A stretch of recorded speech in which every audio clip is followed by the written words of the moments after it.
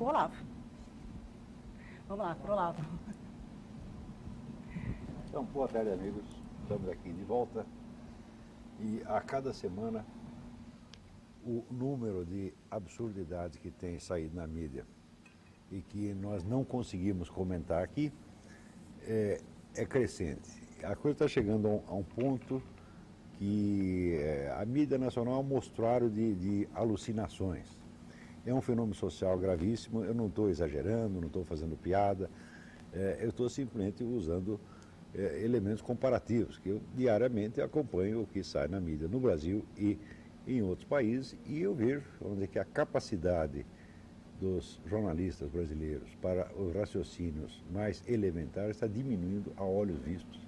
É um processo de entorpecimento da inteligência, algo que só tem um similar remoto no que aconteceu na Alemanha entre as duas guerras, no período que antecedeu, vamos dizer, a ascensão do Hitler ao poder, e ainda pega-se os primeiros anos do nazismo. A partir de 1939 já não se observa mais isso, porque já não era mais preciso inteligência. Mas aqui no Brasil, o que acontece é saírem, por exemplo, argumentos como esse que a Folha de São Paulo apresenta no seu editorial contra as armas. Está dando para ver aí? Isso aqui. Editorial contra as armas. Isto aqui é um primor de falta de lógica, como não se deveria admitir nem mesmo numa redação escolar. E, no entanto, sai num grande jornal e todo mundo lê e ninguém percebe. Quer dizer, eu não sei se é o que é mais grave aí. Quer dizer, o sujeito que escreve não percebeu o que ele escreveu, ou as pessoas que leem também não perceberam o que estão lendo. O grande argumento aqui é que as armas, o porte, a venda de armas e o porte de armas devem ser proibidos, porque na Grande São Paulo, por exemplo, 60% dos homicídios são cometidos por pessoas sem histórico criminal e por motivos banais. Ora, o que o motivo do crime, se o motivo é banal ou relevante, tem a ver com a posse de armas ou não? E por que um crime por motivo banal, tá certo, deixaria de ser cometido se não tivesse arma de fogo? Se é por motivo banal, então por uma coisa impensada. Então você recorre a uma faca, a um porrete, ou ao seu automóvel, atropela o seu adversário, assim por dentro. Simplesmente não há relação entre uma coisa e outra. Porém, o aspecto estatístico da coisa é que é o mais aberrante. Por quê? Para você provar que as armas são a causa da criminalidade, mostrar que 60% dos homicídios, ou 50% ou 70%, são cometidos por motivos banais, mas que foram cometidos por armas legais. Quer dizer, se o porte de arma é prejudicial, então você tem que provar que X% dos homicídios foram cometidos por armas legais, por pessoas que tinham porte de arma. Agora, destes 60%, mesmo supondo que esse dado fosse verdadeiro, que 60% dos homicídios são cometidos por motivos banais, que é um dado absolutamente falso, mesmo aí seria preciso perguntar, mas quanto desses 60% foram cometidos por pessoas que tinham porte de arma?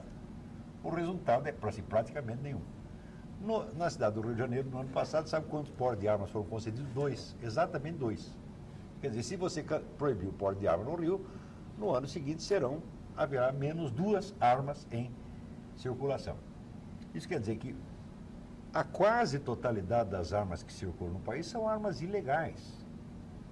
Tá certo? Então, quer dizer, suprimir o porte de arma, tá certo? Num país que tem, acho que é 8 milhões de armas em circulação, vai diminuir o número de armas circulantes em 2 por ano no Rio de Janeiro, talvez mais 3 em São Paulo e assim por diante. Quer dizer, a quantia é absolutamente irrisória.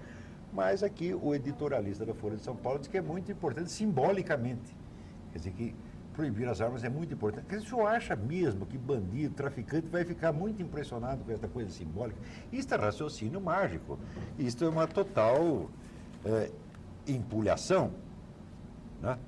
Mas o raciocínio fica mais bonito ainda quando ele tenta refutar o argumento segundo o qual a proibição das armas seria uma limitação ao direito de autodefesa. Ele diz que não é de maneira alguma, porque está entre as atribuições do Estado definir regras para o exercício de certas atividades. Ninguém tem o seu direito de ir e vir ameaçado pelo fato de não poder dirigir um carro sem possuir habilitação.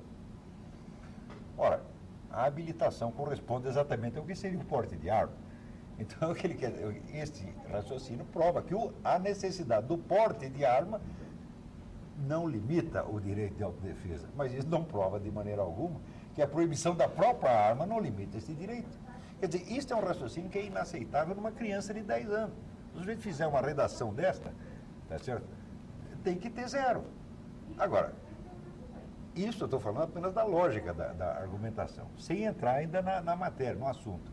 Entrando no assunto, eu vou fazer uma pergunta aqui ao diretor da editora da Folha de São Paulo, o Otávio Frias Filho, que é uma pessoa com quem eu me dou muito bem, que eu respeito muito, e cujo esforço para fazer um jornal melhor eu realmente aprecio, porque a Folha, anos atrás, era muito ruim, e o Frias tem transformado realmente num jornal de qualidade incomparável. Aprecio tudo isso. No entanto, a pergunta é o seguinte: proibido o porte de arma para o cidadão comum, o senhor vai tirar as armas dos guardas que fazem a segurança da Folha de São Paulo e da sua residência? O senhor vai desarmá-los também ou não? Se o senhor prometer que os desarma, eu apoio o seu editorial, mas o senhor não vai fazer isso. O senhor vai conservar o seu exército armado. E o senhor sabe perfeitamente que, a partir daí, o senhor está, quer dizer, com o veto às armas para os cidadãos comuns, o senhor está dividindo os cidadãos em duas classes. Existem as classes dos que têm dinheiro para pagar um exército e existe a classe daqueles que não podem nem comprar um revólver calibre 22 para defender a vida de seus familiares. E o senhor, naturalmente, já pertence à primeira dessas classes e sabe que vai aí oficializar a situação. Mais ainda, o senhor sabe que é isso que vai acontecer e é exatamente isso que o senhor quer que aconteça. O senhor não está enganado, tá certo? O senhor não é uma pessoa iludida, o senhor não é um bobo. Ao contrário, o senhor sabe perfeitamente que este é o resultado que esta lei vai ter e este é o resultado que o senhor quer. Este é o resultado que o senhor quer, este é o resultado que o senhor Greenhalgh quer, porque o senhor Greenhalgh era meu vizinho, tá certo? Quando eu morava em São Paulo, era meu vizinho, tinha escritório na frente da minha casa e tinha um guarda armado de metralhadora, um segurança armado de metralhadora. Tá certo? Eu sei porque era até amigo da minha família. Tá certo? O senhor vai renunciar ao seu guarda armado de metralhadora, senhor Greenhalgh? O Congresso vai renunciar aos seus guardas armados? Os empresários vão renunciar, os empresários, homens ricos, banqueiros, vão renunciar aos exércitos armados que guardam suas casas, seus jardins, seus bens? Por que os seus bens, seu Otávio, são mais valiosos e mais dignos de proteção do que a minha vida?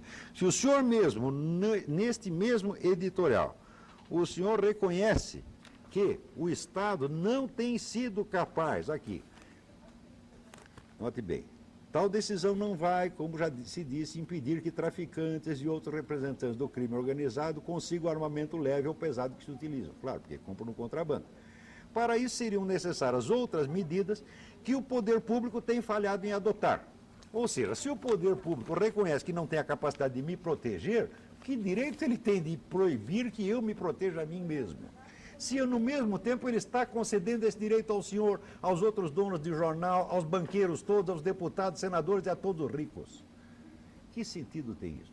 Esta é a mais odiosa e criminosa discriminação que já se fez na história da humanidade. Uns têm o direito à proteção armada, outros não.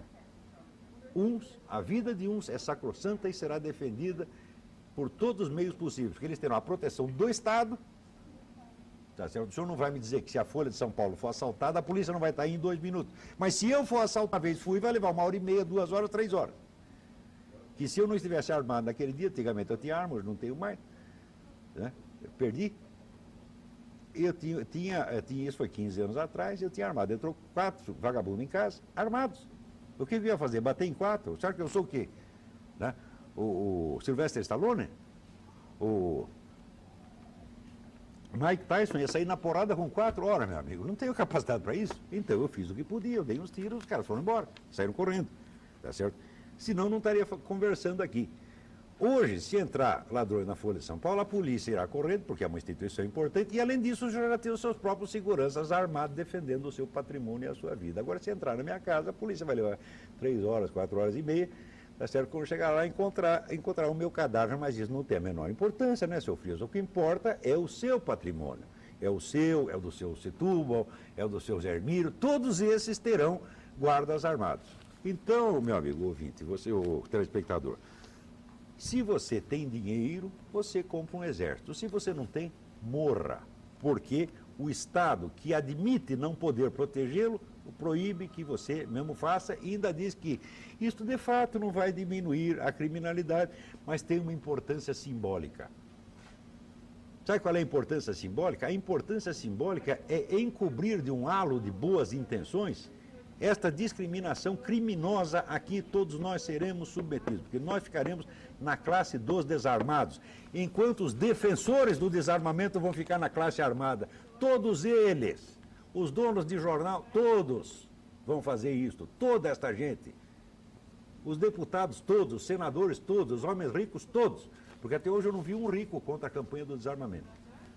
Todos eles são a favor do desarmamento, porque sabem que é desarmamento dos outros. Vocês são os hipócritas, mentirosos. A sua má intenção, no caso, chega a ser criminosa.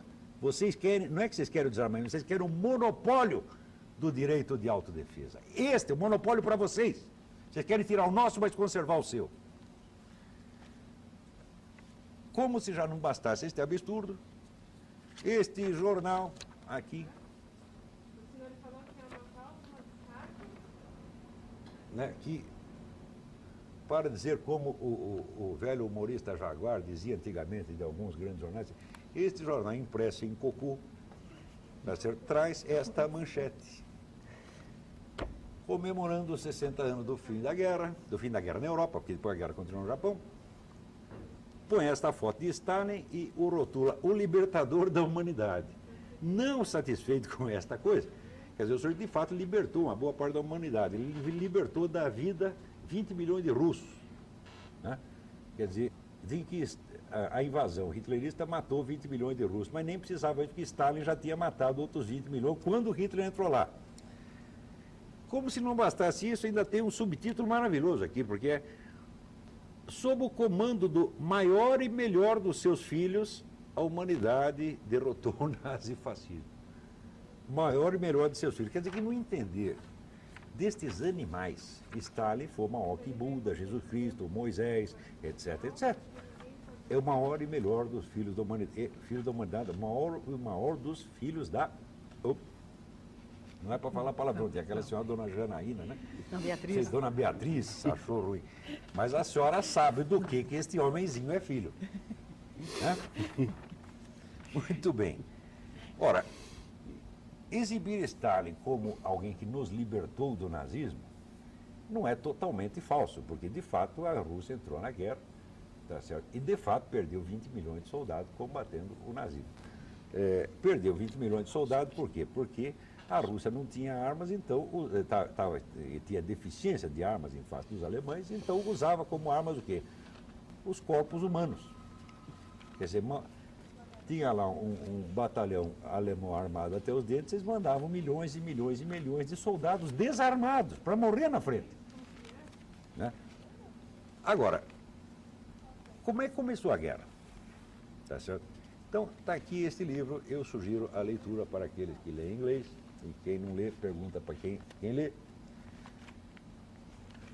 Ernest Toppich, isso é um clássico da ciência política. A Guerra de Stalin, Stalin's War. Ele aqui mostra, este grande cientista político, Ernest Toppich,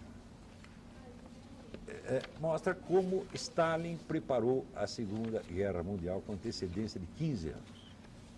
Ou seja, Stalin rearmou o exército alemão, emprestou dinheiro, prestou matérias-primas, deu ajuda técnica, tudo para fomentar o crescimento da ditadura alemã, porque ele achava que podia usá-la como ponta de lança contra as democracias ocidentais. Na cabeça de Stalin, o nazismo era um regime de malucos, era um regime de anarquistas. Então, eles são capazes de fazer uma destruição enorme, mas não são capazes de governar. Então, eles vão na frente, derrubam tudo, tá certo? Mas não vão conseguir segurar, dominar realmente a Europa. E daí entramos nós atrás e pegamos tudo. Isso ele declarou em discursos, tá certo? Já na década de 20. Ele dizia isso. Então ele planejou esta ajuda ao nazismo para usá-lo como ponta de lança, tá certo? E, de fato, até um certo ponto funcionou. Por quê? Depois, com o pacto russo-alemão, o pacto Ribbentrop-Molotov, tá certo? o Hitler pegava uma parte da Europa, enquanto o Stalin ia pegando a outra. Quer dizer, já começaram a dividir a Europa ali mesmo. Sempre o Stalin tendo a esperança de que os alemães não conseguiam tomar conta das partes que ocupassem e que acabaria ficando para os soviéticos. Isto só não funcionou porque, num certo momento, Hitler deu para trás. Esse Hitler traiu o sócio. E isto pareceu a Stalin tão absurdo, quer dizer, isso contrariou tantas expectativas de Stalin, que Stalin demorou 3 dias para acreditar que os exércitos alemães tinham invadido realmente a Rússia. Ele não acreditava, dizendo, não, é mentira, isso é falsa informação, isso é desinformação plantada pelo serviço secreto inglês, não tem alemão nenhum aqui, até que a coisa ficou demasiado evidente e ele teve que perceber. Então, refeito do susto, da traição do seu sócio, tá certo? Começou, vamos dizer, a preparar a Rússia para uma reação, e a Rússia ainda levou mais de um ano para poder começar a se defender. Tão desguarnecida estava contra os alemães, que ela mesma havia armado e ajudado. Então, de quem foi a culpa da Segunda Guerra Mundial? Deste libertador da humanidade, deste maior dos filhos da... Essa aqui é a verdade. Muito bem. Hoje nós temos aqui uma convidada ilustre, que é a Graça Salgueiro. A Graça Salgueiro é uma psicóloga, amiga nossa, que mora no Recife e que, por uma circunstância até casual, se tornou a maior estudiosa que tem no Brasil a respeito de problemas cubanos. Tudo que você quer saber de Cuba pode perguntar para a Graça. Isso começou por causa daquele episódio daquela menina Anabel. Ela vai contar isso direitinho. A menina Anabel ficou retida em Cuba. Por um acaso, tá certo? A Graça acabou desencadeando uma campanha nacional em favor da libertação da menina, mas acabou até sendo libertada. Vamos contar essa história já. Depois disso, isso despertou o interesse dela por assuntos cubanos, acabou se informando muito, mantendo contato com tudo quanto é organização de cubano no exílio, de campanha de proteção a preso político, etc., e juntou uma quantidade de informações absurda, do qual ela acabou descarregando uma parte num site chamado Nota Latina, que ela ainda mantém. O Nota Latina depois se associou ao Mídia Sem Máscara, então era um pouco no Nota Latina, um pouco no Mídia Sem Máscara, tem divulgado uma parte do que ela sabe a respeito. São milhares e milhares e milhares de notícias de importância vital que são totalmente sonegadas pela grande mídia, até pela Folha de São Paulo, que tem feito algum esforcinho de tocar em assuntos cubanos. Mas antes ainda de nós entrevistarmos a Graça, há uma pergunta aí que foi dirigida ao Munir. Isso.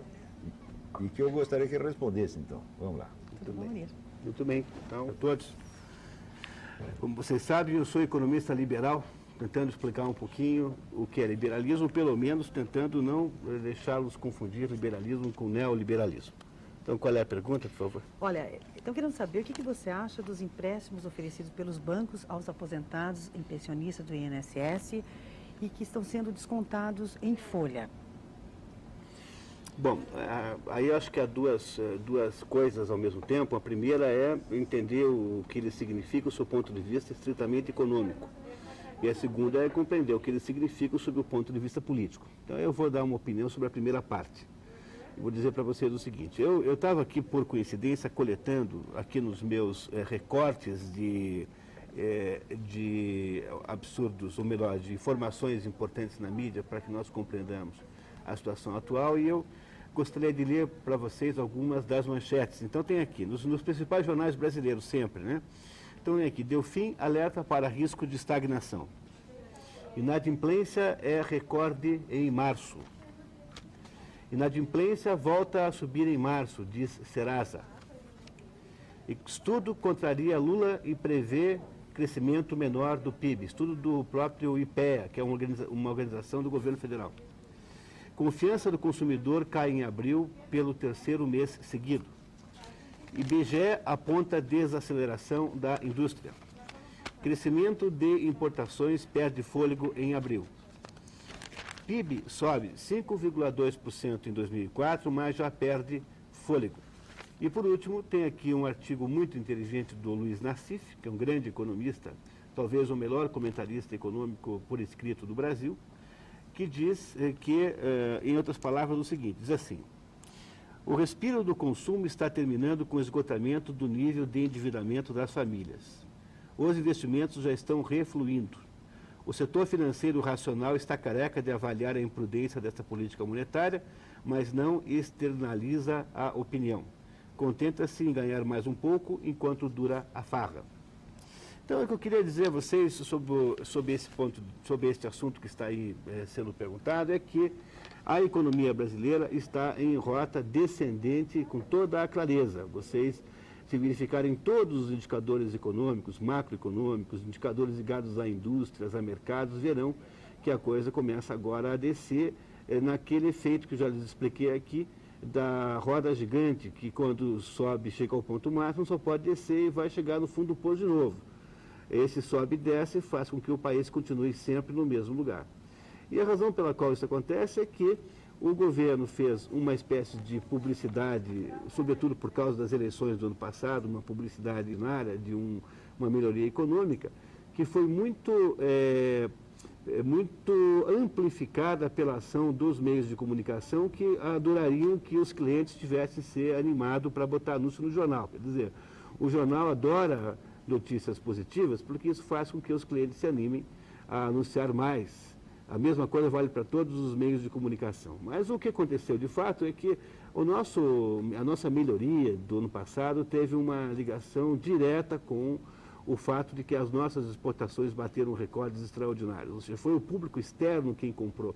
Quem jogou dinheiro na economia não foram os brasileiros, foram os estrangeiros que compraram coisas que o Brasil produziu, sobretudo produtos agropecuários. Você somar a soja mais a carne, nisso aí dá 20 bilhões de dólares na balança comercial. O ano passado foi um ano muito bom para essas duas coisas. Esse ano, nem tanto, ao que tudo indica. Ou seja, quando você conseguiu incorporar um consumo externo no nosso consumo interno, a economia melhorou. No entanto, os responsáveis por esse consumo extra, que implicou nesse aumento do PIB, não são os brasileiros. E os brasileiros, então, consumiram mais? Consumiram. Animados pelo quê? Animados pelas boas notícias, animados pela incitação, né? pela propaganda generalizada que aconteceu na economia. E fizeram isso como? Fizeram isso com base em empréstimos. De onde?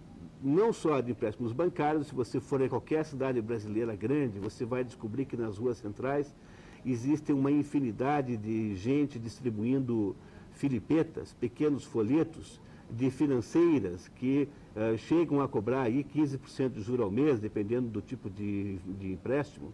E você teve, então, uma invasão no mercado de crédito dessas coisas como crédito consignado, né?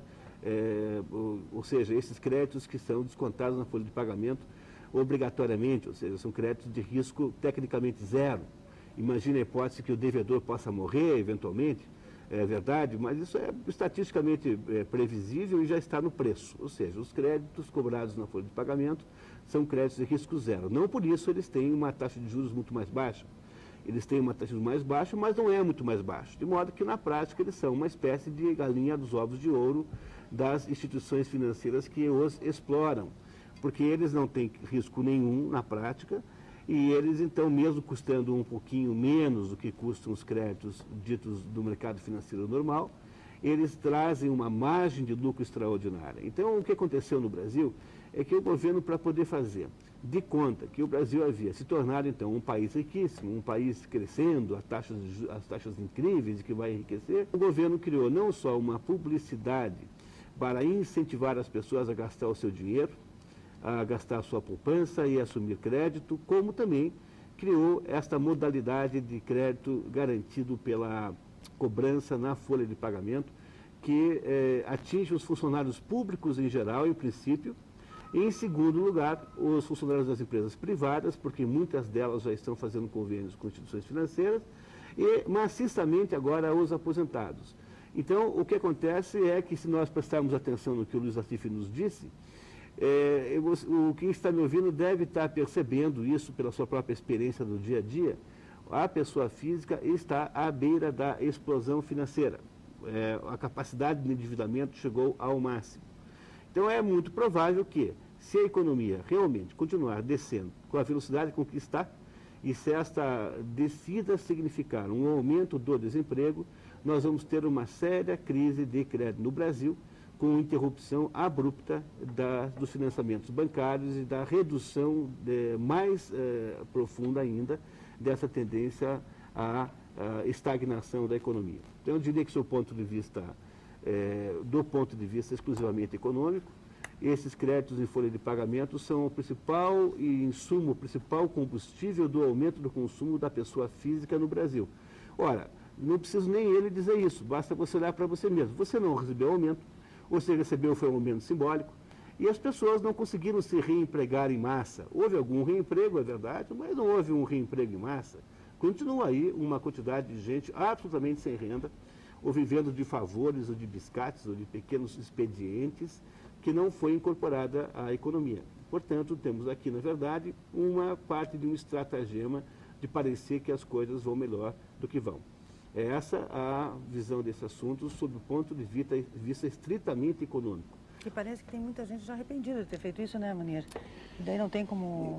Pois é, os bancos estabelecem, os mecanismos que permitem que as pessoas façam isso estabelecem limites, quer dizer, não se pode fazer um empréstimo com uma prestação maior do que uma certa porcentagem da renda da pessoa. Mas o problema é que quando você ganha mal, que é o caso da maioria dos brasileiros, qualquer porcentagem é muito, né? Então, eu acho que os aposentados ainda estão resguardados pela garantia dessa receita. Agora, eu acho que as pessoas que estão trabalhando em firmas privadas, porque o funcionário público também, de certo modo, está garantido, porque ele não vai perder o emprego.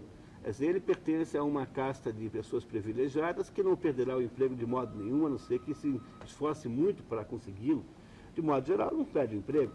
Então, esses aí vão ter que viver com um cinto mais apertado. Agora, a economia privada, as pessoas do setor privado, que na insegurança de ter o seu emprego, essas pessoas podem estar construindo uma situação gravíssima de viabilidade financeira pessoal, porque elas podem perder o emprego a qualquer momento, e você sabe que a economia funciona assim.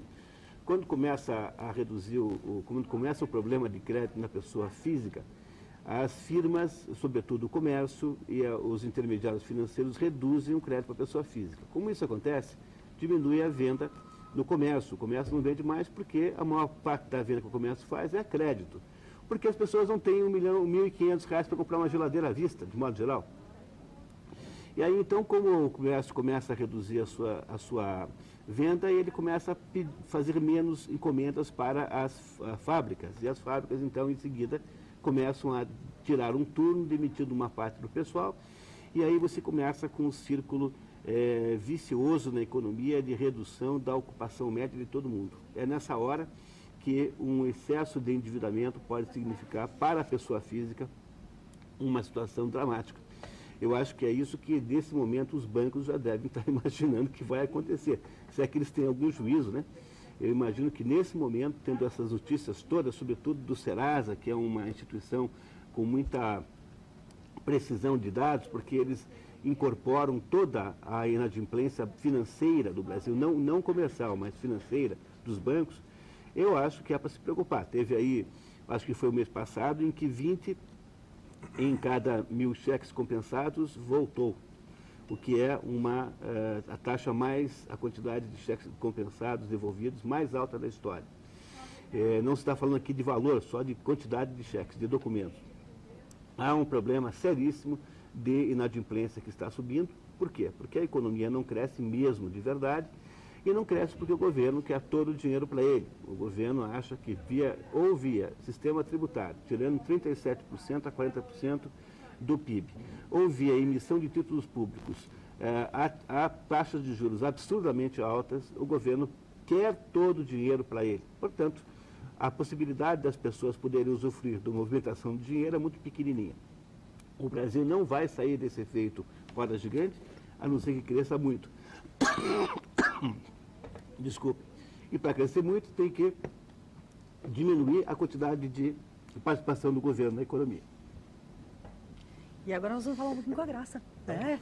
A Graça está aqui nos acompanhando no programa de hoje. Graça, muitos analistas acreditam que a compra de uma grande quantidade de armas automáticas, como a Venezuela fez junto à Rússia, dará a Hugo Chávez a capacidade de interferir ativamente na situação interna de vários países da região, como, por exemplo, na Colômbia. O que a senhora acha disso?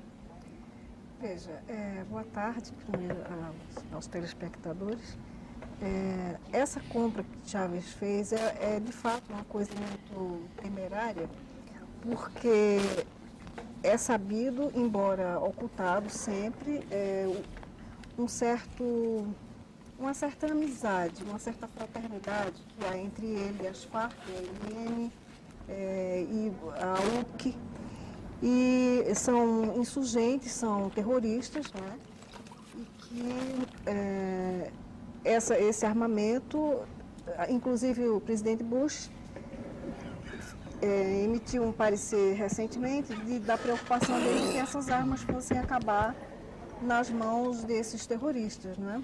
Ele próprio está armando a sua própria milícia, pegando jovens em idade de alistamento militar, são jovens pobres, jovens índios que por um prato de comida fazem qualquer coisa, e isso está sendo formado uma espécie de milícia. Então é de fato um perigo muito grande, porque além desses fuzis, ele comprou armamento pesado, comprou barcos de guarda costeira, comprou navios, está comprando navios à Espanha, né? E isso está criando uma espécie de milícia muito perigosa, não é? Para toda a América Latina, aqui em volta de nós, inclusive Brasil. Então é um risco, é um perigo muito grande, que essas armas não vão parar. Ele não está encaminhando essas armas para as Forças Armadas de lá, e sim estão sendo encaminhadas para terroristas, pessoas que não têm a intenção de guardar, de proteger a segurança nem da Venezuela, nem de nenhum país vizinho. Não é? Mas, Graça, conta um pouco aí para o telespectador como foi a sua entrada nesse assunto, aquele episódio todo da Anabel. Tá bem. Bom, a história da Anabel foi o seguinte: um dia eu recebi na minha caixa de mensagens um e-mail que vinha com uma notícia, um pedido de ajuda de um pai cubano, o Dr. Miguel Soneira, um médico, que tinha vindo na missão que eles fazem entre Cuba e vários países, não é? Tinha vindo para cá para o Brasil, estava lá em Pernambuco. E posteriormente ele trouxe a esposa e aqui tiveram uma filhinha, mas ele resolveu desertar.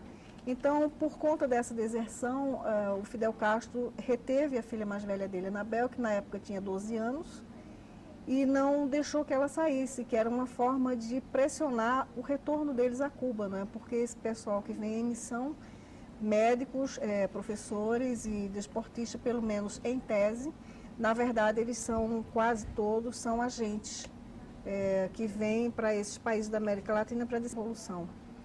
E o caso do Miguel Soneira, como outros médicos, outros profissionais fazem, ele ingressou no Partido Comunista porque era a forma mais prática dele sair de Cuba legalmente, né? E aqui então ele pediria asilo ou desertava. E com essa deserção dele, a Anabel ficou retida. Então uma menina de 12 anos que ficou morando com a avó e entrou num surto depressivo tão violento que tentou suicídio. Então diante disso a avó tentou uma comunicação pedindo que eles fizessem alguma coisa, não é? Eles foram falar com o Fidel e o Fidel naturalmente que não deu nenhuma importância. Então, ele aqui no Brasil começou a se articular, começou a tentar ver diante de autoridades e de pessoas ligadas a direitos humanos sobre essa violação para trazer a filha de volta. Então, começou essa campanha. Quando eu vi a notícia, eu fiquei sem entender bem. Eu digo, bom, será que isso não é um spam? Isso não é uma brincadeira de mau gosto? A gente vê tanta coisa dessa na internet. E resolvi telefonar para ele para tirar a história limpa. E telefonei, falei, ele pessoalmente atendeu o telefone e quando eu perguntei, pedi a confirmação, ele me confirmou e chorando, literalmente chorando do outro lado, ele me pedia, pelo amor de Deus, ajude a salvar minha filha. Então eu fiquei tocada com aquilo, falei, olha, eu não tenho poder de coisa nenhuma, eu não tenho influência em mídia, eu não tenho, enfim, eu não tenho nenhuma forma de lhe ajudar concretamente, mas eu vou fazer o que eu puder. Tenha fé em Deus, vamos rezar e vamos tocar a coisa para frente. E então, a partir disso, daí o texto vinha em espanhol, eu traduzi, reencaminhei a tradução para a organização que tinha me encaminhado e divulguei pela rede, falei com o Olavo A situação é essa que a gente pode fazer, não é? E, de repente, criou-se uma mobilização muito grande, foi uma campanha forte, uma campanha pesada. Acabou indo parar no Congresso o negócio. Acabou indo parar no Congresso. Naquela ocasião, o Severino Cavalcante, que era deputado, ele é deputado lá por Pernambuco, ele tomou, e católico também, não é? Ele se condoeu com aquela situação, falou, então as pressões começaram a ser tão fortes que o Fidel Castro concedeu que a mãe da Anabel, a Letícia, ela fosse a Cuba ver a filha. E lá, ela já munida assim, de força, não é? Por conta de todo o apoio que vinha recebendo aqui no Brasil, ela desafiou ele mesmo, gritou e disse que ele chamou ele de assassino e coisas assim, e queria a libertação da filha dela. Foi muito maltratada, naturalmente, mas aí ele não pôde mais fazer nada com ela, porque ela já tinha se tornado uma cidadã brasileira e tinha uma filha brasileira. Eles tiveram o cuidado de fazer uma filha no Brasil e registrar brasileira, não é? Porque isso dava mais garantias a eles. Então ele não pôde fazer nada com a mãe da Anabel e finalmente a Anabel foi libertada e voltou para o Brasil. Foi o Miguel Soneira que chegou aí no Céu Mundial pedir ajuda? Não, foi outro não. esse lá. Esse foi Juan. Esse foi Juan, é um físico que mora em Campinas. Esse é outro caso. É. Você vê que em Cuba isso é comum. Você retém, o governo retém, se ele não gosta do sujeito, retém o filho, toma o seu filho. Né? Eu lembro que o sujeito foi lá no Fórum Social Mundial e foi pedir socorro para o Danny Glover, o ator, o qual é muito amigo do Fidel Castro. Ele soube que o Danny Glover é amigo do Fidel Castro, foi lá pedir. Né? Danny Glover, por favor, você interfira lá com seu amigo. Tá? O Danny Glover ficou bravo e quis bater no homem. Porque você vai, com aquela ingenuidade, foi pedir ajuda para o Danny Glover. E este safado, né? Agrediu Juan, que é pior. Juan é um cubano médio, é um sujeito magrinho de 1,60 m e pouco. E o Danny Glover tem, sei lá, 2,5 m. E o Danny Glover é um armário, não é? Além de todo o tamanho dele, todo o volume, tem a estupidez, a ignorância, enfim, a brutalidade, não é? Ele agrediu o Juan, mas aí a imprensa do Rio Grande do Sul, o jornal Zero Hora, deu uma boa cobertura a isso. Mas, infelizmente, o Juan não conseguiu o intento dele, que era trazer o... Era ir não conseguiu até hoje? Não. Terminou desistindo. O filho dele nasceu lá em Cuba, ele não conheceu, ele queria conhecer, era só isso, ele só queria conhecer o filho e não teve direito. Agora que eu vou estar lá nos Estados Unidos, eu vou escrever para o Danny Glover. O senhor lembra daquele cara? Pois aquele homem que o senhor não quis ajudar, tá certo? De fato não conseguiu o que queria. Não conhecer o filho. Vamos lançar uma onda anti-Danny Glover lá, né? Para ver se ele aprende, toma vergonha na cara. Pois é, nós temos alguns assuntos ainda para tratar aqui com a Graça, e ela que faz todo esse estudo e esse trabalho, conhecimento que ela tem, perguntando para ela se vários países sul-americanos passaram a ser administrados por políticos socialistas e pró-comunistas nos últimos anos. Brasil, Argentina, Venezuela, Uruguai, e todos têm em comum apoiar ativamente o regime de Fidel Castro e estabelecer uma série de parcerias com o governo cubano. Isso é um reflexo do Fórum de São Paulo? Sem dúvida alguma. Sem dúvida alguma. Porque, inclusive, muitas dessas eleições ganhas foram frutos do Foro de São Paulo. Foram determinadas, como estão lá na ata. A vitória do Lula aqui no Brasil, por exemplo, isso foi determinado pelo Foro de São Paulo. A vitória do Tabaré Vázquez no Uruguai foi, o do Kirchner na Argentina foi. Estava tudo estabelecido lá. Então, inclusive, esses são países que fazem parte do Foro de São Paulo. E como o Foro de São Paulo é um tabu, é um fantasma aqui no Brasil, né? Ninguém pode falar disso porque é negado assim com veemência, não é? Como se não existisse, como se fosse uma entidade fantasma de malucos, como nós aqui, não é? Que somos... Quando digo que somos governados por vigaristas e mentirosos, isso não é uma força de expressão e não é xingamento. Porque você, vamos dizer, um governo que oculta ao povo inteiro a existência da orgânica. Que o criou é o governo de mentirosos. Né? Então, por exemplo, o Lúcio Gutierrez, por exemplo, da Bolívia, ele fazia parte do Foro de São Paulo, a eleição dele foi ganha através do apoio do Foro de São Paulo. Só que ele cometeu um pecadinho, né? Ele, depois que assumiu, ele resolveu ficar favorável ao Plano Colômbia, que é dos Estados Unidos em favor do governo da Colômbia. E isso daí pegou mal, não é, entre os partidários do Foro de São Paulo, que achavam que ele estava traindo, etc. Então, o que acontece? O Foro de São Paulo imediatamente retirou o apoio a ele. Ele foi procurar entre os opositores dele e a oposição também não quis, porque ele é comunista, continua sendo, é um golpista, tanto quanto o Chávez. Não é? Isso não se pode fazer de conta que não é verdade, porque é. Tá briga de tubarões, né? É. Então, a direita de lá se recusou, não é? E, então, ele ficou no mato sem cachorro, agora ele foi deposto. Mas ele não é nenhum santinho. Inclusive, o Lula trazer ele para cá, dar abrigo a ele, isso daí foi um golpe estratégico, porque eles tiveram muito medo, o Foro de São Paulo teve medo, de que os Estados Unidos cooptassem ele, já que ele tinha dado apoio ao Plano Colômbia anteriormente, né? E, bom, e o Evo Morales continua lá fazendo todo o movimento dele para depor, aliás, eu confundi, o Lúcio Gutierrez do Equador e o Evo Morales na Bolívia fica pressionando desde que o Carlos Mesa ganhou a eleição, que é de direita, que ele pressiona através de rebeliões, através de passeatas, de manifestações, e chegou a um ponto de pressão tão forte que ele pediu renúncia, mas o próprio Congresso e a própria população não aceitou. Então ele retornou, ele ficou fora do ar apenas, mas não perdeu a presidência, não é, continua lá, mas a pressão continua muito forte sobre toda a América Latina, a América do Sul inteira. Inclusive, isso é uma outra coisa, um fato muito recente.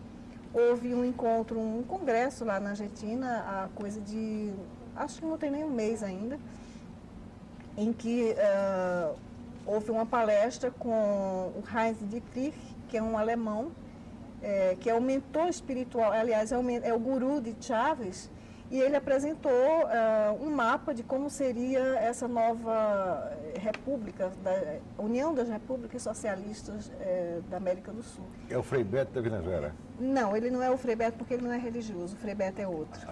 O Frei Beto é o Jesus, tem uma ousadia de ter o nome de Jesus. Jesus Casa, é outro.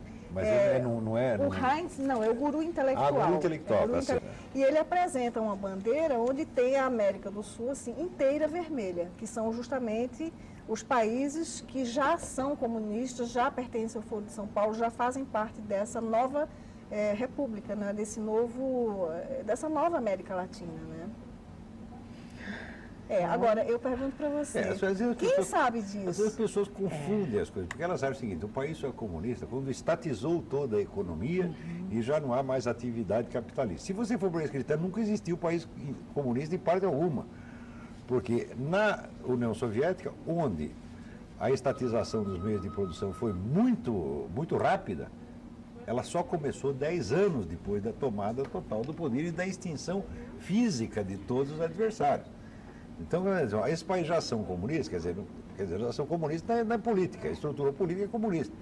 Para comunizar a economia, leva 50, 60, 100 anos. Se você vai esperar para chegar até lá, para reconhecer que são os comunistas que estão no poder, então você é muito burro, meu filho, porque você se recusaria a acreditar que Lenin é comunista, porque durante o governo de Lenin não se estatizou nada, a economia capitalista continuou. Só houve assim o desmantelamento da oposição, ou em parte por meios políticos, em parte por meios policiais. Aqui não é necessário recorrer aos meios policiais, porque os partidos já estão desmantelados e porque efetivamente não há forças de direita organizadas, né? Eu acho que a direita aqui talvez tenha, né, 3, 4, 5 membros. Nós somos a direita no fim da coisa. Isso é uma palhaçada, evidentemente, né?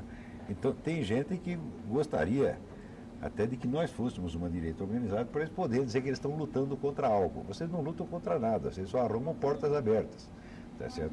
São capazes de nos enfrentar, quer dizer, ajunta-se 20 mil, 30 mil petistas com verbas da Fundação Rockefeller e Jorge Soros e acho que são muito valentes porque estão nos enfrentando.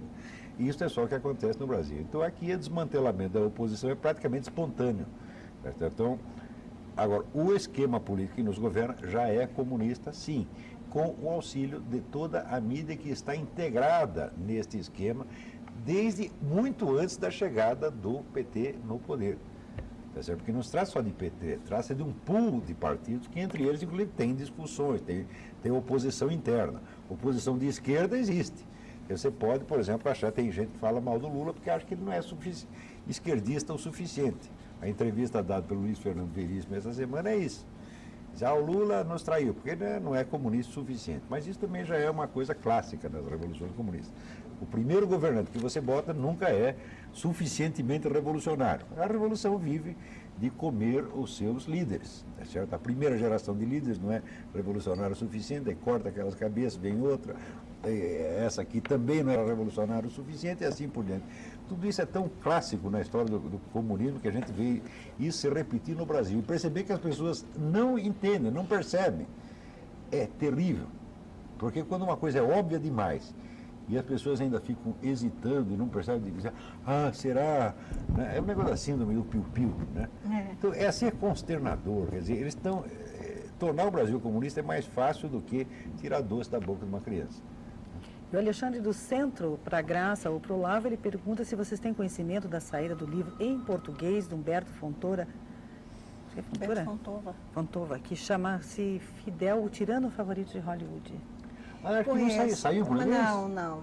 Esse Essas livro coisas uma não maior traduzem bafafá para o nos Estados Brasil, Unidos. absolutamente. Incrível Essas alguém coisas saber disso não no Brasil. chega, Parabéns. não Alexandre chega. do Centro. Alexandre? Alexandre. Parabéns, Alexandre. Você, Mas ele tirando dizer nós, que você é o único brasileiro que sabe que esse livro existe. Nos Estados Unidos não se Pois fala de é. outra coisa. Eu estou querendo esse livro, mas ainda não sei Olha, nem aonde Alexandre. comprar. Então, Alexandre disse que você tem conhecimento da saída do livro em português, então será Não, que ele não saiu ainda? Não, que eu Não tenha vai sair. conhecimento, não. Eu tomei conhecimento do lançamento desse livro, tem um mês e pouco, lançado lá em Miami. Mas aqui eu ainda não vi.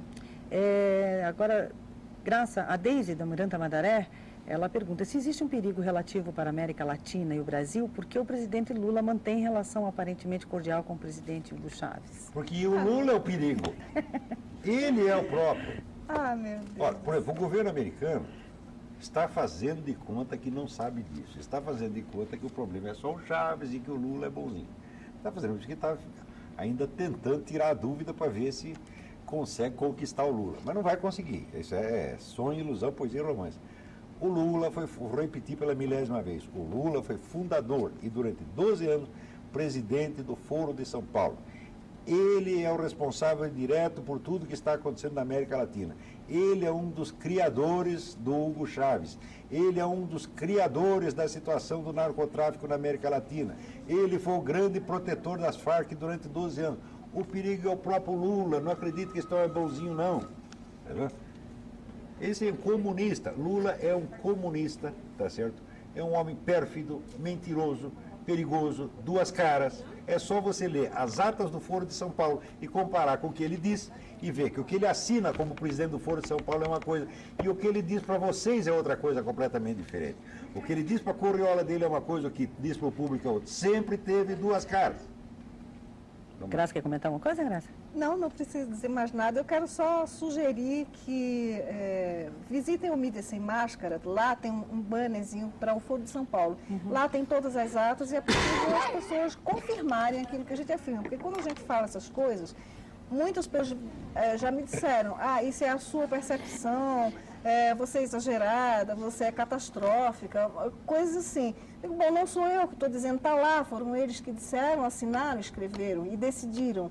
E esse Foro de São Paulo, eu faço questão de bater sempre nisso. Não é, como eles dizem, o PT já está admitindo que existe o Foro de São Paulo, mas para eles é assim, uma agremiação de partidos, de pessoas preocupadas com a América Latina que se encontram anualmente para discutir. Não é isso. Não é isso absolutamente. É só ler as atas. É só ler as atas e ver, porque um grupo de partidos de esquerda que se reúne junto com os piores grupos terroristas do mundo. Terroristas e narcotraficantes. E sequestradores. Quer dizer, esses grupos se reúnem, ficam 3 dias reunidos, estudando, debatendo, deliberando. No final, fazem um ato onde todos assinam concordando as estratégias para o próximo ano. Então, isso não é uma organização poderosa? Claro que é. Claro que é. Quem é que paga essas reuniões? Todo ano. Centenas de pessoas. Né? É onde que eles se reúnem? Na rua? Não, certamente estão muito bem acomodados. Né? Isso é muito bem estruturado. E não tem que apresentar contas, ninguém sabe quem pagou. Por exemplo, a gente dizer que essa coisa da Veja, a Farc deu dinheiro para o Lula, para a candidatura, muito antes disso ter acontecido ou não acontecido, a Farc já estava subsidiando essa reunião do Foro de São Paulo. Com certeza. Isso é uma coisa óbvia. A não ser quem foi que será que pagou isso? Foi o PSB, que não tem 3 militantes? Está entendendo? Ora, não é possível. Então quem subsidiou evidentemente, a organização rica. A organização rica e as Farc. são a organização militar mais rica da América Latina. O orçamento das Farc é maior do que todos os orçamentos militares da América Latina. Então, quer dizer, é muito dinheiro que pode financiar o terrorismo, o narcotráfico, os sequestros, as mortes. Para que existe jornal? Para que existe jornal? Para que existe noticiário de televisão se é para esconder tudo isso? Para que existe a Folha de São Paulo, senhor Otávio Frias? Se o acontecimento mais importante, para que existe esse seu jornal? Senhor Otávio, eu mesmo escrevo nesse jornal. E gosto de escrever lá. E às vezes até gosto do jornal. Mas se o seu jornal, como todos os outros, esconde a existência da organização política mais poderosa do continente, da organização que exerce o poder sobre este país e vários outros, então para que serve o seu jornal? É a história da carochinha? É a história do Papai Noel? É a história de fada para enganar a criancinha? Nós chegamos a esse ponto. Os donos do jornal são todos cínicos, mentirosos. Está entendendo? Não, olha, sugiro eu, quando um jornal anuncia uma cobertura honesta e esconde fatos desta importância, o jornal está fazendo propaganda enganosa de si mesmo. Tá certo? E se faz propaganda enganosa, o senhor telespectador, o senhor leitor, tem que dar queixa contra esse jornal da Delegacia do Consumidor. Se meia dúzia, vamos dizer, de leitores. Eu não posso fazer, porque eu sou jornalista profissional, eu estou lá dentro, eu não posso dar a queixa de propaganda enganosa contra a própria empresa com a qual estou trabalhando. Não tem sentido isso aí. A queixa seria rejeitada pelo simples fato de eu estar lá. Mas se uma pessoa de fora, um leitor comum, apresenta esta queixa, não tem escapatória. Quer dizer, jornais que ocultam a existência do Foro de São Paulo aqui, agora não ocultam mais, porque de tanta gente insistir, agora tem que dar o braço a torcer. Depois de ter mentido 12 anos, essa turma do PT, de fato existe, mas não é isso que estão dizendo. Que confiabilidade o senhor tem para dizer que não é isto, se durante 12 anos você dizia que não existia? Né? Quer dizer, isso é uma coisa assim tão sem vergonha, que a gente custa a crer que isso está acontecendo. Mas é isto mesmo que está acontecendo. Nós estamos na mão de gangsters, de vigaristas, de bandidos. Não é para confiar numa única palavra do seu Lula, numa única palavra do seu Zé Dirceu, numa única palavra do seu Celso Amorim, numa única palavra do seu Marco Aurélio Garcia. Por exemplo, seu Celso Amorim, nesta sua cúpula que o senhor fez aí com os países árabes, tá certo? Eu recebi uma denúncia de que foram tomadas ali todas as providências para que não entrasse nenhum judeu. Não é nenhum judeu de Israel, nenhum israelense, nenhum sujeito de origem judaica daqui do Brasil. Isto aí é crime de racismo. Eu não sei se a denúncia é procedente, mas ela está circulando na internet. O que o senhor vai dizer a esse respeito? O senhor não vai dizer nada, porque vocês vivem de varrer poeira para baixo do tapete. Né? Bom, então, já que você falou do desarmamento aí, o Adailton das Mercês, bairro Mercês, ele diz que concorda com o jornalista e acrescenta que o Estatuto do Armamento é válvula utilizada pelos regimes totalitários que desarmam a população civil. Claro, então você vai criar assim, a classe dos privilegiados. Quem são os privilegiados? São os funcionários do Estado, os donos do Estado e aqueles 5 ou 6 grupos econômicos que são associados ao Estado, que vivem do Estado. Tá certo? Quer dizer, o Estado e sua clientela, exatamente como foi na Alemanha nazista, como foi na Itália de Mussolini e como foi na União Soviética. A União Soviética sempre teve grupos econômicos poderosos que viviam daquilo. Isso é que é o comunismo realmente, meu Deus do céu. Você está entendendo?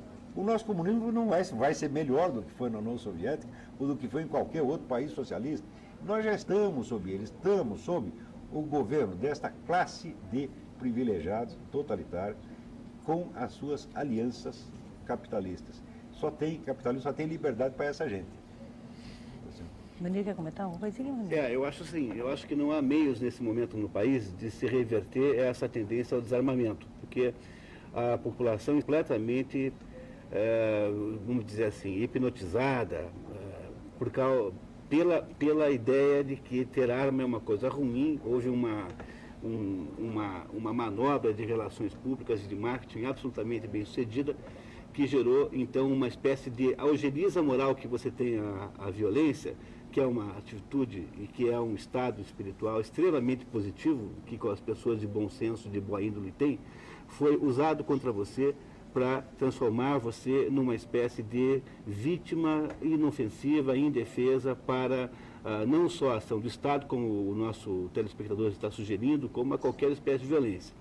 Então, eu não acredito que seja possível reverter o quadro nesse momento, mas eu acho que há uma outra coisa que você pode fazer.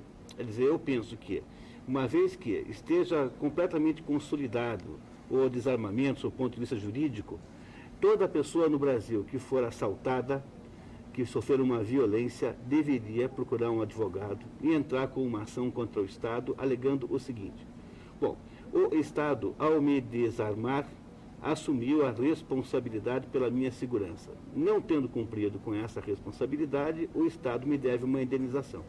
Se não milhares só o Estado, de pessoas... mas todo esse pessoal que fez a campanha do desarmamento, né? Muito bem. Se milhares de pessoas produzirem ações indenizatórias contra o Estado e os seus simpatizantes, né, eu tenho certeza que essa lei do desarmamento cai. Ela volta para trás, porque qualquer vitória nos tribunais inviabilizaria a própria aplicação da lei. O Estado passou a ser responsável por você, e agora, se ele não é capaz de cumprir essa responsabilidade, você tem direito de reclamar. Então, eu acho que dentro da absurdidade do desarmamento está também a possibilidade de nos livrarmos dele.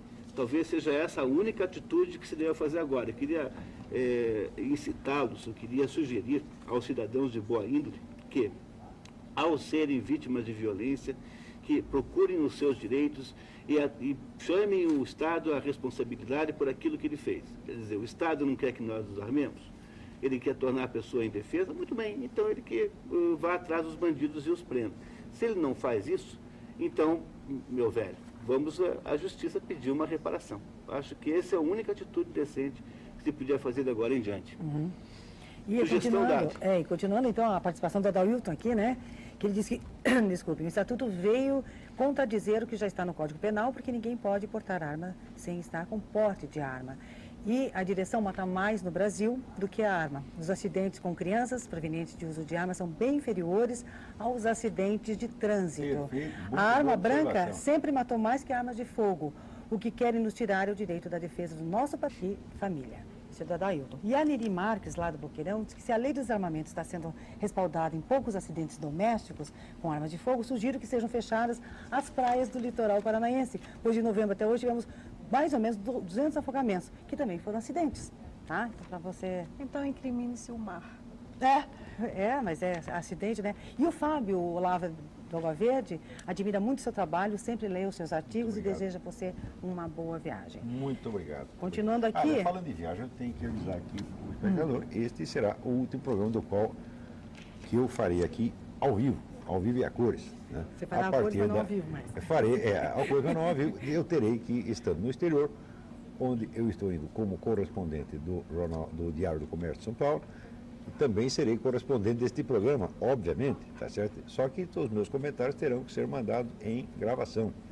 E, naturalmente, as perguntas terão que ficar para a semana seguinte. Né? Então, eu vou responder todas as perguntas com uma semana de atraso. Mas o Monir estará aqui e responderá na hora, de maneira que não pense que acabou. Né?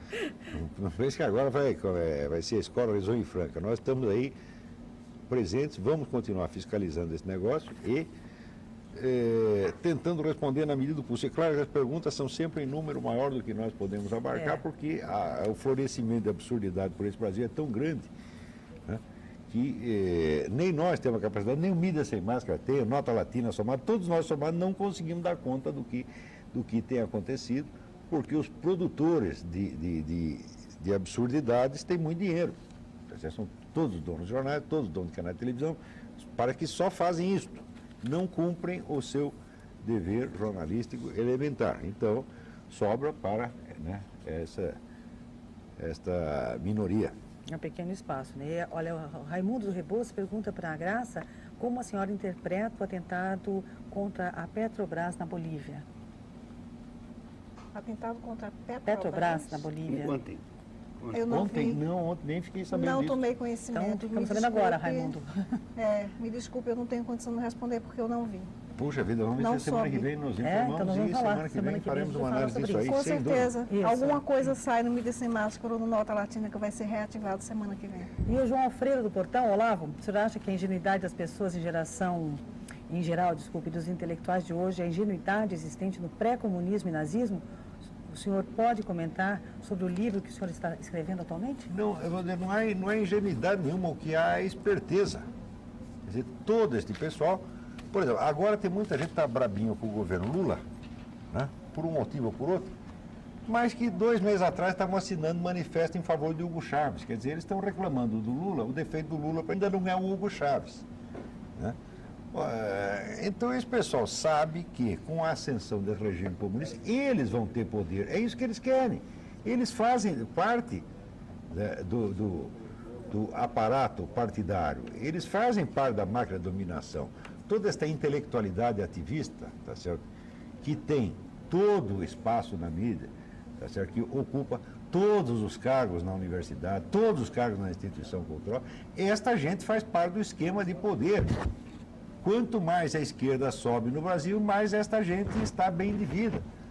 E então eles sabem exatamente o que estão fazendo, não é que eles são ingênuos. E quando eles dizem, não, o comunismo não existe mais, isso aí é teoria da conspiração, eles estão se fazendo de morto para assaltar o coveiro. Isto é uma empulhação, não é ingenuidade, não. Por exemplo, esta semana houve um acontecimento fundamental. O presidente Bush, num discurso feito em Riga, Látvia, ele disse que nós americanos, nós agora não somos mais trouxas, nós não vamos mais fazer o que fizemos em Yalta, no famoso acordo de Yalta. Roosevelt praticamente concedeu metade da Europa para Stalin, onde Stalin depois passou 40 anos fazendo um morticínio, fazendo um genocídio permanente. Tá certo? Eu acho que o presidente Bush não quis dizer a verdade sobre o seu antecessor, Roosevelt. Roosevelt nunca foi ingênuo, Roosevelt sabia o que estava fazendo. Tá certo? Roosevelt era pró-comunista mesmo. Roosevelt era um empregadinho de Stalin, sim, ele sempre trabalhou para isto, ele sabia o que estava fazendo. Roosevelt é um criminoso tão grande quanto Stalin, ele ajudou Stalin a matar essa gente toda, ele entregou a Europa na mão de Stalin, quando ele tinha todas as condições. Quer dizer, o exército russo estava em frangalhos, ele não conseguia segurar mais nada, né? E tudo o que naquela época alguns generais como MacArthur e Patton disseram, aconteceu. Olha, isso aí vai ser pior do que foi durante a guerra. Ora, outro dia, veja, só de cristãos, eu dei aqui estatística no programa passado, só de cristãos nesses regimes morreram 13 milhões de pessoas depois disso, sem contar outras vítimas. Quer dizer, o morticínio na China foi posterior à Segunda Guerra. A Segunda Guerra matou 40 milhões de pessoas entre todos os países. O governo chinês matou 60 milhões de pessoas só dentro da China. Quem ajudou a fazer isso? Foi o seu Roosevelt. Agora, o Bush, evidentemente, ele não pode cuspir na cara do seu antecessor, então ele diz que foi ingenuidade do Roosevelt ceder perante aqueles comunistas. Foi ingenuidade coisíssima nenhuma. Se eu fosse presidente dos Estados Unidos, também ia ter que disfarçar um pouco. Agora, de qualquer modo, é auspicioso que o Bush tenha percebido que não é para fazer mais isso, quer dizer, não é para dar moleza para esse genocida, como o Roosevelt deu. Agora, o Roosevelt não fez isso por ingenuidade, assim como essa intelectualidade nossa, intelectualidade ativista, não está sendo ingênua ao negar que existe Foro de São Paulo, essas coisas. E está sendo muito esperta, como o Roosevelt foi. Olha, o senhor Papa Negro Ronaldo saúda a jornalista Graça Salgueiro sua visita ao Paraná. Muito obrigada. Tá? E o Cláudio, da Vila Mariana, Munir, ele pergunta como que ele faz para encontrar o seu livro, qual a editora do Brasil que deu certo, lá de São Paulo. Então, olha, o livro a que você está se referindo chama-se O Brasil que Deu Certo, a saga da soja brasileira, escrito por Gilberto Zancopé e por mim. O livro acaba de estar pronto, será distribuído nos próximos 15 dias e você encontrará certamente em São Paulo em muitas livrarias. Agora, se estiver demorando, porque essas coisas às vezes elas emperram um pouquinho, você pode entrar em contato com a editora Tríade no seguinte endereço eletrônico: www.triadeeditora, tudo junto.com.br. Vou repetir: www.triadeeditora, tudo junto.com.br. Há um mecanismo de compra online, você consegue fazer isso diretamente. Muito obrigado pelo interesse. E o Marcelo do Boqueirão, ele pede para comentar sobre como vocês acham que vai estar a política em 2020, já que hoje não está boa e meu pai, há 30 anos, dizia que naquela época também não estava bem. Isso é uma coisa incrível no Brasil, como tudo piora. Uma vez eu fiz uma pesquisa entre os meus alunos, perguntando no que vocês trabalham, qual é a sua condição social, sua classe social, e como era do seu avô, bisavô, etc. Então, e geralmente era assim, meu bisavô era conde, né? Meu avô era advogado, meu pai é funcionário público, eu sou desempregado. Só tinha uma, no meio de 100 alunos, só tinha uma que tinha subido na vida, que era uma filha de um boiadeiro que tinha conseguido virar enfermeira. O resto, todo mundo estava indo para o buraco. Eu também tinha subido, porque a minha avó era lavadeira, meu avô era caçador, e eu já era jornalista. Né? Então, é só nós dois tínhamos subido na vida. Os outros todos tinham caído. No Brasil, parece que vigora aquele versinho do Antônio Machado. Quão difícil é quando todo baja, no bajar também. Então, o Marcelo não pode ter, não precisa ser muito otimista também não, né, Marcelo? O Paulo do Centro Cívico, Olavo, ele pergunta, o senhor sendo romanista, papista, teme mais o comunismo ateu ou a teocracia islâmica? Eu não sou nem romanista, nem papista, tá certo? Eu, hoje em dia, sou mais, vamos dizer, embora seja católico, eu sou mais um confessional, porque hoje é difícil você encaixar, vamos dizer, a sua fé religiosa num sentido organizacional. Tamanha a quantidade de mentiras e confusões que estão por aí. Você chega no Vaticano, o Vaticano é uma espécie de PT, você já não sabe mais em quem você pode confiar. Tanta mentira que tem para um lado e para o outro. Tá, né? Então, eu sou radicalmente contrário a qualquer tomada de posição de uma igreja cristã contra as outras. Eu não aceito nenhum cristão falando mal da igreja cristã dos outros. Se você é católico e vem falar mal do protestante, não fale para mim, porque é uma coisa assim que é uma coisa que realmente mexe comigo. Tá certo? Aí eu vi assim, Dr. Jekyll e Mr. Hyde, entendeu? Quer dizer, eu sou uma ouvir o incrível Hulk. Você vai começar a falar, eu vou começar a ficar verde, tá certo? E pode acontecer algum desastre. Não faça isso. Se você é protestante e falar mal de católico para mim, aliás, de religião nenhuma, não venha falar mal de religião para mim. Não fale mal de islamismo, não fale mal de judaísmo, não fale mal de budismo. Ou seja, vê se te enxerga. Todas estas religiões, todas elas têm alguma origem extra-humana, divina, misteriosa, e nós temos que aprender a respeitá-las. Tá certo? Agora, o restante da pergunta era... Já que eu sou romanista, só explicar que eu não sou romanista nem papista. O que você mais teme? O comunismo ateu ou a teocracia islâmica? Hoje em dia é a mesma coisa. Você não sabe que eles andam de mãozinhas dadas? É exatamente a mesma coisa. Olha, quem conseguiu juntar toda a porcaria universal foi um ideólogo russo chamado Alexandre Dugin, que inventou o nacional-bolchevismo. Se vocês não leram Alexandre Dugin, você não entende o que está acontecendo no mundo. Porque o nacional-bolchevismo é a ideologia dominante hoje, que junta comunismo, fascismo, fundamentalismo, radicalismo islâmico, antissemitismo, anticapitalismo. Toda a porcaria vale tudo para derrotar os Estados Unidos. E é isso que funciona. Então o problema é falar especificamente do comunismo. Bom, o comunismo se livra do comunismo, vem o radicalismo islâmico atrás. Esta é uma espécie de... que nem aquele negócio que tinha no Agente 86. É a caos. O Alexandre, você lê o Alexandre Dugin, você fala, olha, a ficção virou realidade, a piada virou realidade. Esse nacional-bolchevismo é a caos. É tudo o que não presta contra o único regime que presta no mundo. Porque esta que é a verdade. A democracia capitalista é o único regime suportável que já criaram. E é exatamente isso que querem destruir. Não é isso? Agora, todas as pessoas que querem destruí-lo, quando chega na hora de escolher, você prefere morar em Cuba ou nos Estados Unidos? Vai todo mundo morar nos Estados Unidos. Isso significa que o sujeito tem uma visão. A visão teórica que ele tem é o contrário da visão real que ele tem na vida. Então ele quer para os outros exatamente o contrário do que ele quer para você mesmo.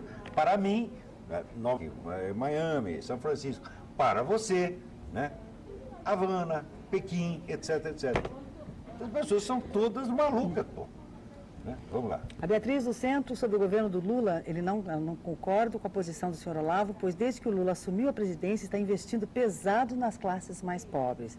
E desde que nasci, de pau, né? nunca ouvi... de pau, exatamente, é isso que a senhora quer dizer. E desde que nasci, nunca ouvi que tanto corrupto está sendo preso. Aonde? Aonde que estão prendendo corrupto? A senhora não está sabendo de coisa nenhuma. Meu Deus A do céu. corrupção no governo Lula alcançou níveis, tá certo? Que nos fazem, hoje, o PC Farias parece que a gente tem um menino passarinho, era Madre Teresa de Calcutá. Entendeu? Não é possível a senhora achar uma coisa dessa. O PT é a corrupção industrializada, não é mais aquele negócio no varejo, que nem o Collor e o PC Farias. O Collor e o PC Farias eram 2 camaradas, agora são todos. Né? A senhora não leu esta semana esse episódio com o pessoal do Correios e mostrando que em todas essas empresas tem um foco de corrupção e que o senhor Zé Dirceu está sabendo de todas, está metido em todas. A senhora nunca ouviu falar do Valdomiro? Quando começaram aquele negócio do Valdomiro, os caras que denunciaram o caso do Valdomiro tinham a ilusão de que com isso iam derrubar o Zé Dirceu. Eu escrevi no Jornal da Tarde um artigo dizendo: vocês não vão mexer no Zé Dirceu, vocês não vão mexer no Lula, vocês não vão mexer nem no próprio Valdomiro. O Valdomiro é, como é que se diz, intocável. O Valdomiro é sacrossanto. O Valdomiro tem mais poder do que a justiça brasileira, do que a mídia brasileira, do que o Senado, do que o Congresso e do que as Forças Armadas. Porque qualquer ladrão protegido pelo PT é assim. O PT é uma societas celeris. O PT é uma organização de corrupção em escala nacional. E isso já foi mais do que demonstrado no caso, desde o governo do senhor Olívio Dutra no Rio Grande do Sul. Você vendo o que foi o governo Olívio Dutra, ali você sabia o que ia ser em escala nacional. Nunca houve tanta corrupção e tanta roubalheira. No momento em que o chefe do PCC, primeiro comando da capital, diz que o ministro da Justiça está no bolso dele, trabalha para ele, e não acontece nada. A senhora vem dizer que nunca tanto corrupto foi preso? O que é isso, minha senhora? Não sei, brasileiro fala cada coisa que a gente fica besta. Nós vamos continuar aqui. Olá, o Gerson Maciel do Boqueirão. Primeiro gostaria de deixar meu protesto pelo pouco tempo de programa, porque esse programa é muito bom. Obrigada, Gerson. Segundo, gostaria de saber do senhor Olavo o que ele acha da participação da imprensa em levar a América Latina nesse projeto de comunicação. Isso se dá de forma consciente ou a imprensa é levada através dos partidos esquerdistas? De forma consciente, sim. Quer dizer, a classe... aí precisa de tempo. Precisa fazer um programa inteiro só para explicar isso. Como é que foi, vamos dizer, a conquista da canalística para a causa comunista? Foi um processo que levou mais de 40 anos para ter esse domínio. Quando se fala causa comunista, não quer dizer causa petista. A causa comunista envolve 100 organizações partidárias e dentro desse círculo existe oposição, existe briga. É o que o Lenin chamava o centralismo democrático. Entre eles podem brigar. Tem democracia para eles, não tem democracia para os outros. Tá certo? Mas a classe jornalística está 99% comprometida com isso. Sabe dessas coisas de Folha de São Paulo, oculta de propósito, porque a grande ambição desses jornalistas é ser o serviço de informações do sistema socialista. É ser o SNI, ou ser a CIA ou a KGB do futuro. Eles querem ser agentes de transformação social, ou seja, são agentes do poder. E a função deles é controlar o fluxo de informações. E eu acho que não tem um jornalista no Brasil cujo sonho não é exercer o poder através da torneira da informação, mentindo, escondendo, manipulando. O controle do fluxo de informações é uma coisa tão importante que tem um estudo da IBM, feito já 3 décadas atrás, que provava que você, controlando o fluxo de informações que chega a uma pessoa, você pode produzir uma paranoia. Você produz um quadro paranoico simplesmente graduando a informação. Quer dizer, através do controle da informação, você controla a conduta, mas controla de uma maneira com uma precisão e com uma eficácia extraordinária. Por exemplo, você, através do controle da informação, você pode fazer as pessoas acreditarem em desarmamento civil. Você pode fazer acreditar em Papai Noel, história da carochinha, no que você quiser. Quer dizer, o povo não tem outra fonte de informação a não ser a mídia popular.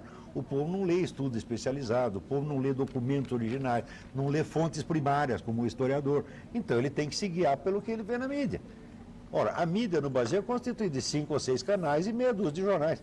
É facílimo controlar isso. Não é como nos Estados Unidos, que tem milhões de jornais, cada um dizendo uma coisa diferente, e que ninguém controla aquilo. Aqui é facílimo de controlar. E está sendo controlado já faz tempo. Bom, aproveitando um pouquinho mais a presença da Graça no nosso programa. Vamos desperdiçar. Vamos aproveitar. Graça, exatamente qual é a realidade dos dissidentes cubanos atualmente? Há dissidentes encarcerados pelo regime do Fidel Castro? Alguns deles estão envolvidos em ações terroristas? Veja, a situação dos dissidentes é, como sempre, muito grave. Desde há 46 anos, com essa ditadura, uma pessoa pode ser presa e pegar uma pena de 15, 20 anos ou mais, simplesmente por portar uma declaração dos direitos do homem. Né? Outros podem ser fuzilados por bobagem, porque não é admissível, é crime grave, a pessoa ser contra as regras do regime. Né? Se indispor com Fidel Castro é o mesmo assinar a própria atestado de sentença de morte. Agora, dentro da própria ilha, há dissidentes dentro da própria ilha e dissidentes fora, em outros países. A dissidência interna, ultimamente, tem sofrido muita pressão, inclusive em março, abril de 2002, houve o que se chamou de a Primavera Negra de Cuba, que foi quando foram presos 81 cubanos, entre jornalistas independentes, escritores, economistas, bibliotecários, pelo simples fato de ter uma biblioteca, né, que não é permitido. E, dentre esses, a prisão dessas pessoas foi feita de uma forma... A posse da biblioteca privada é crime. É crime, é crime. Então, muitas dessas prisões foram feitas através de agentes infiltrados dentro das organizações de dissidentes. Por exemplo, a economista Marta Beatriz Roque, que é uma grande mulher, ela tinha, a secretária particular dela era uma agente. Então, sabia de tudo, absolutamente tudo que ela pensava, que ela planejava, que ela falava, com quem se comunicava, quais eram os propósitos dela. Então, ela sabia tudo. E quando Marta foi presa no julgamento, eu não sei como aquela mulher suportou, inclusive porque ela é hipertensa. Enfim, ela, quando estava lá no julgamento, aparece a secretária dela, ela julgando que a pessoa ia lá para defendê-la, e não, era acusação, e ela disse na cara da Marta: eu era agente o tempo inteiro, eu estava ali com esse objetivo. Então, quer dizer, a situação é gravíssima. Os dissidentes estão morrendo dentro das prisões, eles são torturados diariamente. Agora... não é tortura de brincadeira. Não é tortura de brincadeira, é tortura mesmo. É paulada mesmo, tá entendendo? É tortura mesmo, por exemplo, de dar alimentação podre, de negar remédio, negar visita, de espancamento, de botar presos comuns junto com preso político para que eles espanquem mesmo. Teve uma coisa bárbara, uma notícia que eu recebi há 2 semanas de um preso político que chegou ao extremo do desespero de arrancar um olho com uma colher. Ele preferiu isso a ter que suportar aquilo, toda aquela tortura que ele estava vivendo. Então, diariamente eu recebo notícias desse porte, muitas vezes eu vejo aquilo ali e choro, porque eu digo, meu Deus, como isso é possível?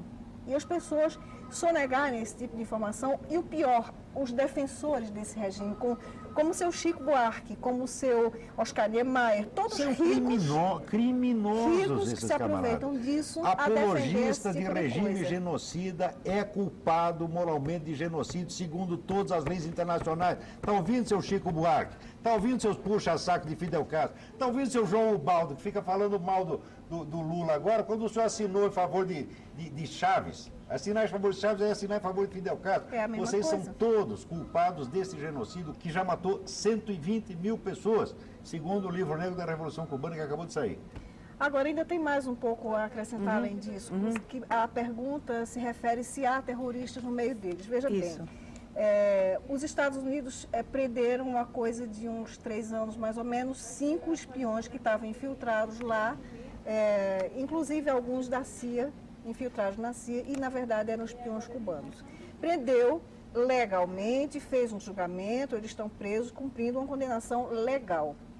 Então, o que aconteceu? O Fidel Castro armou um circo de que eles eram heróis cubanos, que estão sendo maltratados, que isso, que aquilo, e fez-se uma campanha mundial em defesa desses homens. Tem campanha na Argentina, tem campanha na Venezuela, tem campanha no Uruguai, e aqui no Brasil também tem Quem foi que campanha em assinou isso prol... aí? Aqui no Brasil? Eu soube, essa notícia é recentíssima. Sexta-feira, agora, anteontem, sexta-feira 13, a Assembleia Legislativa do Rio Grande do Sul assinou um manifesto, uma moção em favor desses terroristas que estão presos lá nos Estados Ora, Unidos. esses que foram presos nos Estados Unidos tiveram direito a advogado, tiveram toda a ampla defesa, tiveram cobertura total da imprensa, da mídia, inclusive comunista, e todo mundo se mobiliza para defender os camaradas. Agora, aqueles que estão sofrendo tortura e mutilação, tá certo? Sem nenhum direito à defesa, dentro de Cuba, esse não tem nenhum Chico Buarque, nenhum Zuenir Ventura, nenhum Luiz Fernando Veríssimo, nenhum João Ubaldo, nenhum Jabor que vai defender essa gente. Onde é que nós estamos? Nós estamos perdendo totalmente o senso moral, nós estamos virando monstros. Quer dizer, a sua afeição por esses regimes é tanta que você não pode enxergar a realidade. Não é capaz de fazer uma comparação. Não tem coração, você não tem alma, você não tem consciência. Até onde vai isto? Né? Agora, a verdade é a seguinte, sem apoio de organização comunista, a carreira de Chico Buarque teria ido para o brejo há muito tempo. É verdade. E dessas outras pessoas também. Então, é sim um simples caso de corrupção. Vamos lá. Vamos continuar então. Então, como é que a senhora classificaria a atuação dos dissidentes cubanos no exterior? Figuras como Carlos Montaner, Armando Valladares, por exemplo, eles exercem alguma influência junto à opinião pública internacional sobre a situação em Cuba? Veja, são duas situações, são duas pessoas com conceitos e com estruturas completamente diferentes. O Carlos Alberto Montaner é um economista, escritor, e que vive na Espanha, aliás. Ele tem um site, ele é liberal, tem um site, pertence a um partido liberal, e ele é um ex-preso político, mas que teve uma passagem muito curta pela prisão. Através de certos mecanismos não muito bem explicados até hoje, ele conseguiu ser deportado pelo próprio Fidel e conseguiu refazer a vida dele. É uma pessoa louvável, ele tem bons propósitos, eu não posso absolutamente... A família dele tem amizade com o Fidel, com a família do Fidel. Ele deve ter amolecido para ele. Deve ter tido alguma coisa, entendeu? Eu não condeno, assim, 100% o Carlos Alberto Montaner, não. Mas, enquanto que o Armando Valladares, ele foi preso porque, veja só, a prisão dele, em que circunstâncias se deu? Ele era funcionário do Estado, ele pertencia ao partido e tudo mais. Isso foi bem no princípio da ascensão, da tomada do poder, né, da ditadura. E começaram a distribuir nos birôs, era para ser colocado no birô de cada funcionário público um adesivo dizendo que era a favor da Revolução. E ele, como um cristão fervoroso, ele não admitiu aquilo porque ele disse: eu não sou comunista, não apoio o comunismo, eu não quero isso no meu birô. Foi o bastante para ele ser preso por uma condenação de 22 anos. Foi preso só por isso, nada, absolutamente. A queixa era essa, o crime era esse. Foi recordista de prisão política no mundo, 22 anos na cana. 22 anos de torturas tão inimagináveis que chegou ao ponto de ele ficar paraplégico por conta de falta de desnutrição. Ele não se alimentava suficientemente e adequadamente a ponto de ficar paralítico das pernas por desnutrição. Então, ele cumpriu a pena dele e tudo mais, recuperou-se através de tratamentos e foi embora para os Estados Unidos. Então, ele é um dissidente, ele é uma das pessoas mais notáveis que eu conheço.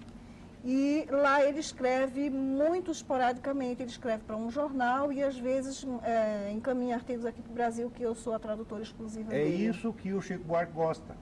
É isso que o Niemeyer gosta. Eles gostam disto. Vocês não têm moral, vocês não têm alma, gente.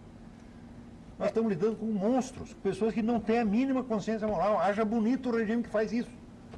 Apoia, aprova, inclusive assina. Como poucos meses depois da Primavera Negra de Cuba, houve o fuzilamento de 3 jovens que cometeram o grande crime de desviar uma barca que fazia turismo interno e tentar encaminhar para os Estados Unidos, só que eles não conseguiram êxito porque o combustível era pouco, porque ela era só de circulação interna.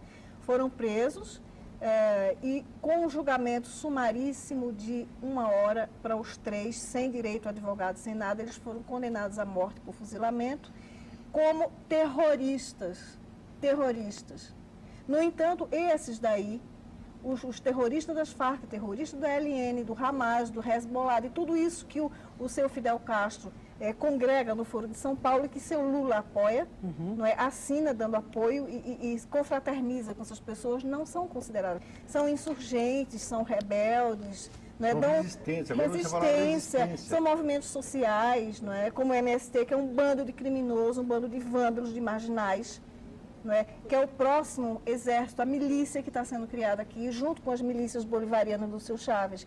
Esse povo que é terrorista, que é criminoso, que faz esse tipo de coisa, não. Essas pessoas idolatram, não. São movimentos sociais, são pessoas que estão reivindicando alguma coisa que elas têm um direito legítimo, enquanto que essas pessoas que cometem o crime apenas porque não concordam com aquele tipo de pensamento, merecem mais e morrer mesmo. Eles assinam aprovando esse tipo de coisa. Né? Então, isso é uma coisa estúpida, uma coisa, para mim, impensável, inadmissível. Entendeu? E aqui no Brasil as pessoas não se dão conta disso, não querem saber. E quando eu falo, ainda dizem que eu estou delirando.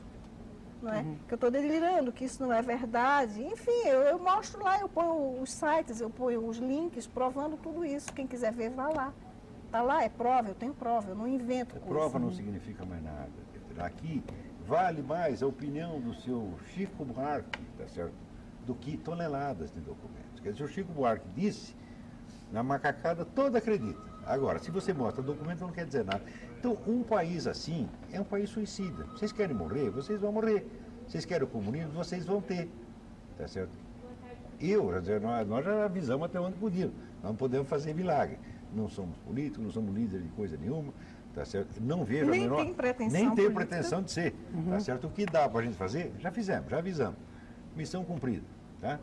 Não fizemos ainda, né? José Albino de Araucária para o Olavo, guardo dias, horas e minutos para ouvi-lo.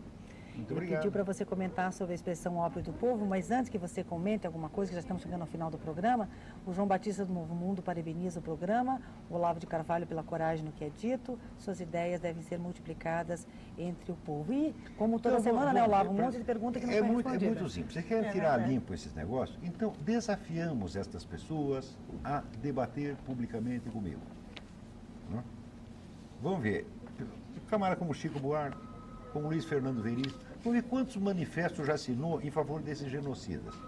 Agora, o senhor vai me mostrar um manifesto em favor de um genocida que eu tenha assinado na minha vida.